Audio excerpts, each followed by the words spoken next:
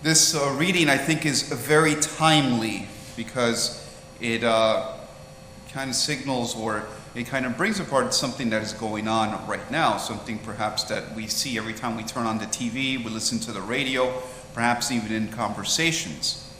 One of the figures that have been perhaps the most elusive in a certain way in the Bible tend to be the Pharisees, that Jesus often derides or criticizes. And here we see a lot of times he uses the word hypocrite. Many times the word hypocrite is just, well, synonymous with the Pharisee, the one who's the expert in the law, the one who is perfect in all things in appearance, in all outward appearances and observances of the law, yet in his heart he does not understand the law. In his heart he does not really care or know the law of the Lord or the intention of the Lord, and to put it more precisely. Today, perhaps there's a term that summarizes everything we just heard in this gospel. Take care not to perform righteous deeds in order to people that may see them. When you pray, do not stand and pray in the synagogues and in the street corners so that others may see you. And when you fast, do not look gloomy and neglect your appearance so that others may see that you're fasting. Perhaps the modern version of that, and you'll hear it in the talking points on all the TV and all the news shows, it's a new term. It's called virtue signaling. If you've ever heard the word virtue or the term virtue signaling, it's, looking at a definition, if you go by the book, it says it's the action or practice of publicly expressing sentiments intended to demonstrate one's good character or the moral correctness of one's position on a particular issue. Well, at the outset, it doesn't seem to be anything that bad. What's wrong with saying what is right and showing how to do things the way they should be done? And on the other side, and we see in Jesus' words, well, there's nothing wrong in performing righteous deeds. No, we should be doing it. And there is a recompense in heaven for it. We should fast. And obviously, well, fasting will have its effects in us. And we have a reward in heaven.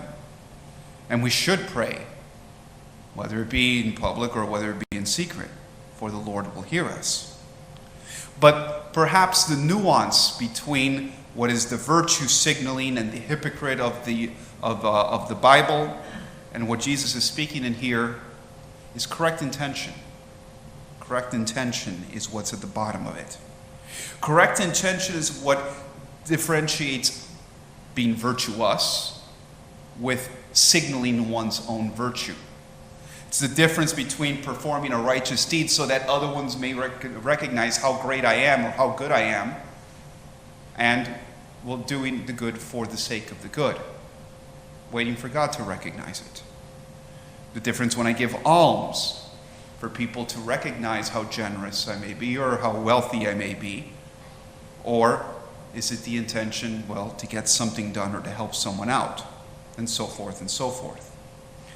There was today earlier at lunch, at the Estovir lunch, there was a discussion that come out about, well, we see right now the movement to destroy or to take down statues and rename things because, well, it seems like with any historical person, you're going to find a flaw.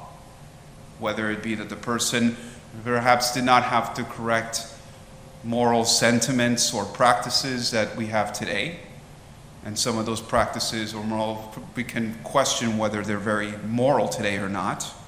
Whether they were on the right side of debates, of racial positions and opinions, and so forth. These things are being reevaluated today. And so the question came up, well, they said with the statues of the Confederates and the statues of others and the bases that have the name of Confederate generals, should they be removed and changed, and yes or no? And one of the things that I brought up, I said, we have to evaluate what's the correct intention behind these things when they were made, not now. Because when we see a statue, else in history, what was the intention of making that statue? What was the intention of calling attention to that person? Was it the racism? Was it that he had slaves? Was it this or that opinion? Or was it something else? More often than not, if we earnestly look for the intention, it's not going to be as nefarious as we might make it out to be today. And so when we make a statue of George Washington, who did own slaves, we're not making a testimony and a monument to slavery, but rather we're recognizing the first president of the country. If the statue were to have him with a whip and someone in chains, then perhaps yes, that would be memorializing something else, but that's not what was done. And so we see, I've seen in the news in England, for example, that they tied a noose around the statue of Abraham Lincoln and said racist on it. Obviously, there's someone who doesn't know history, doesn't know what they were dealing with. And so the same thing, we looked at these deeds and these things that we do, which will be recognized publicly. Giving alms is a public act. You may be noticed, maybe noticed more than by others. Fasting will have its public appearance. And if we do it in earnestly, yeah, your demeanor will change when you're hungry. And giving alms and all these other things as well. However, what's the correct intention behind it? Is it my glory? Is it my recognition? Or the greater glory of the other? At least that's the Ignatian way of putting it.